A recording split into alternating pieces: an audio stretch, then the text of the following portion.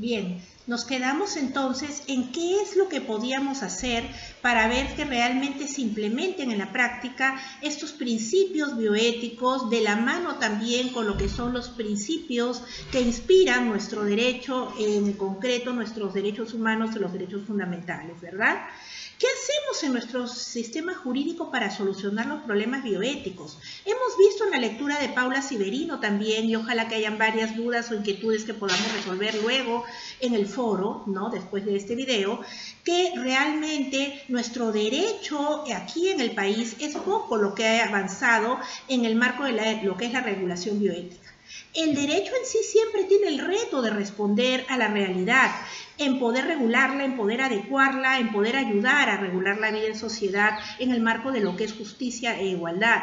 Sin embargo, este reto se convierte en algo mucho más complejo todavía si estamos hablando de bioética y de todos los avances científicos, tecnológicos que se dan y se dan con una rapidez tan grande que a veces incluso a nivel de otras ramas de las propias tecnologías comienzan a tener dificultades para poder seguir los avances que se dan en los hechos.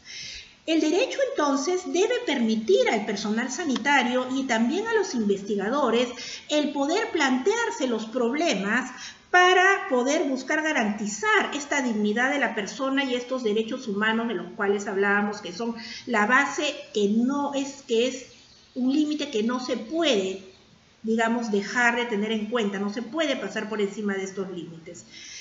La situación se complica porque en los temas bioéticos definitivamente estamos hablando de temas complejos, de dilemas, de situaciones difíciles, de casos sensibles, donde se suelen mezclar de manera consciente o inconsciente no solo razonamientos jurídicos que son los que deben primar, sino también estereotipos, prejuicios, creencias arraigadas, sociales, culturales, religiosas. Eso es un punto que tenemos que tener, de hecho, digamos, pendiente y totalmente consciente al momento de trabajar. En derechos fundamentales, claro que sí.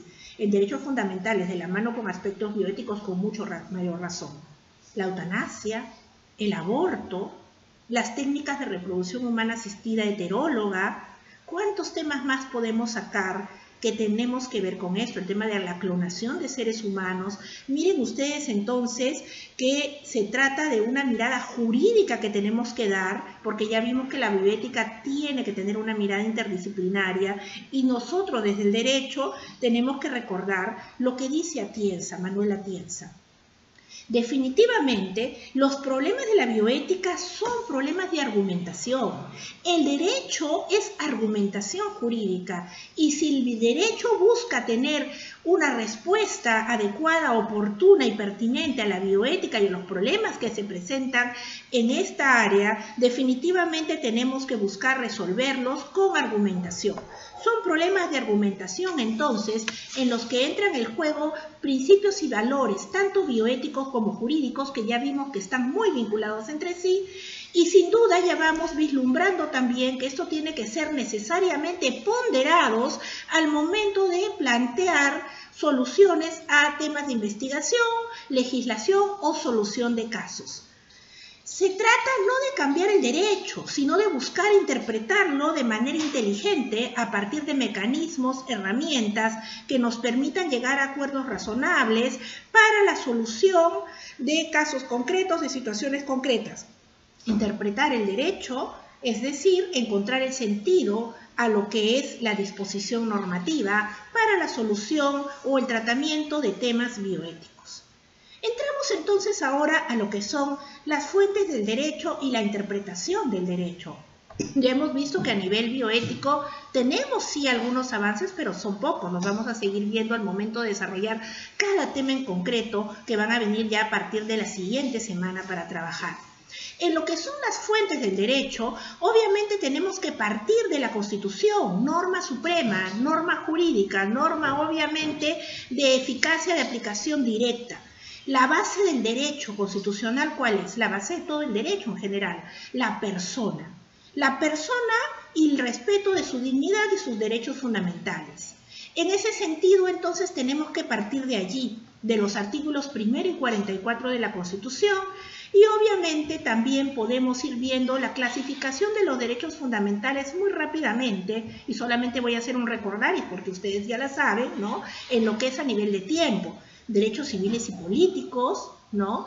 Derechos económicos, sociales y culturales, derechos de la tercera generación, hay más, cuarta, quinta, vamos a quedarnos en la tercera porque aquí están esos derechos vinculados a lo que es la investigación científica y dentro de esto sin duda se encuentra lo que es también los avances a nivel de la ciencia y tecnología y nuestra vinculación directa con la bioética y el derecho.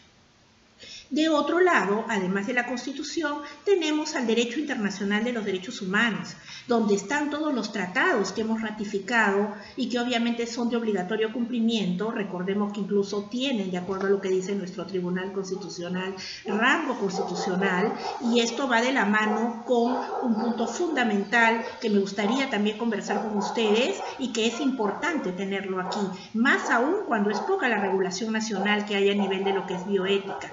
La constitucionalización del derecho internacional de los derechos humanos y la convencionalización del derecho constitucional.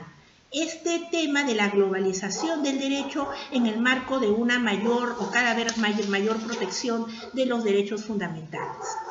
Tenemos entonces las fuentes del derecho, hemos hablado dentro de lo que es la legislación de nuestra Constitución y de la normatividad internacional de derechos humanos, hemos hablado de tratados, sin duda están quedando también para conversar sobre lo que son las declaraciones, las diferentes jurisprudencia internacional, las resoluciones o las decisiones de los organismos internacionales, el soft law, que también es muy importante aquí, y también obviamente las otras normatividades internas de lo que es el derecho peruano vinculadas también a lo que tienen que ver con aspectos referidos o vinculados a la bioética. Nuestro Código Civil, y lo han visto en el texto de Paula Severino, tiene varios puntos que tenemos que trabajar y abordar ya desde una perspectiva bioética. Nuestro Código Civil es de 1984 y si bien tuvo una primacía de lo que son las personas al momento de elaborarse, que ya lo tenía como un punto muy importante a diferencia del Código Civil del 36, eso a la fecha es absolutamente insuficiente y tenemos que trabajarlo de la mejor manera.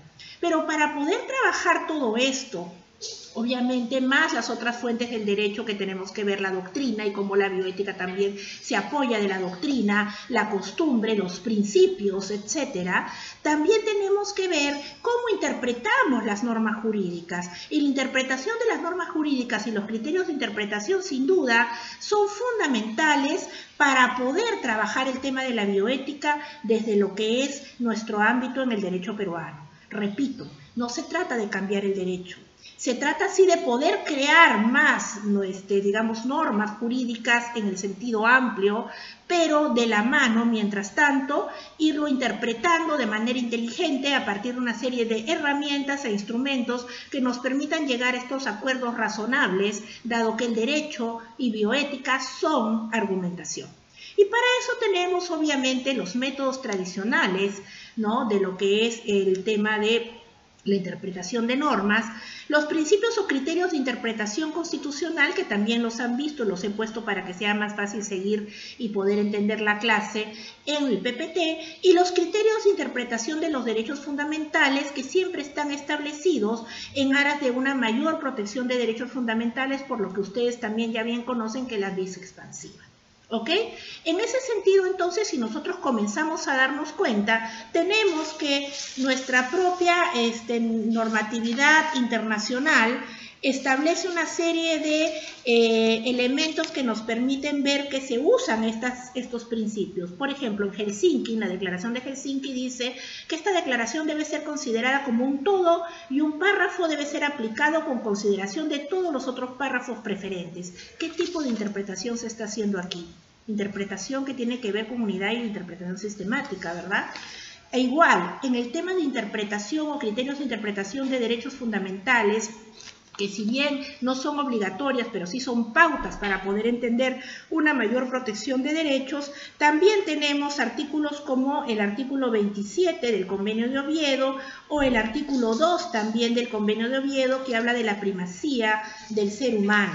Lo mismo en la Declaración Universal sobre Bioética y Derechos Humanos en el artículo 27, que establece las limitaciones a la aplicación de los principios, ¿no? Y se dice que deben ser compatibles con el derecho internacional relativo a los derechos humanos. Yo creo que hasta aquí nos vamos a ir quedando porque ya estoy pasando el tiempo, pero sí me interesa hablar de las pautas o criterios de interpretación que acabo de mencionar rápidamente, que son básicamente guías para orientar la tarea interpretativa, a diferencia de lo que son principios, que siguiendo a Lexi son mandatos de optimización, son obligatorios, están consagrados en disposiciones normativas, como por ejemplo nuestra Constitución puede ser, y sin duda esto implica que tengan que ser aplicados al momento de resolver conflictos de derechos y llegar a soluciones que también se van a dar en el tema de bioética. Y aquí me quedo y empezamos a discutir para esta clase y para la que viene el hecho de que derecho es argumentación, bioética se basa en argumentación, y si estamos hablando de temas tan sensibles donde hay conflictos que hay que resolver en base a los principios bioéticos y del derecho, que ya vimos que se complementan, que son muy similares en varios aspectos, obviamente tenemos que ponderar también. Entonces, quedémonos aquí para poder comenzar a trabajar sobre esto. Gracias.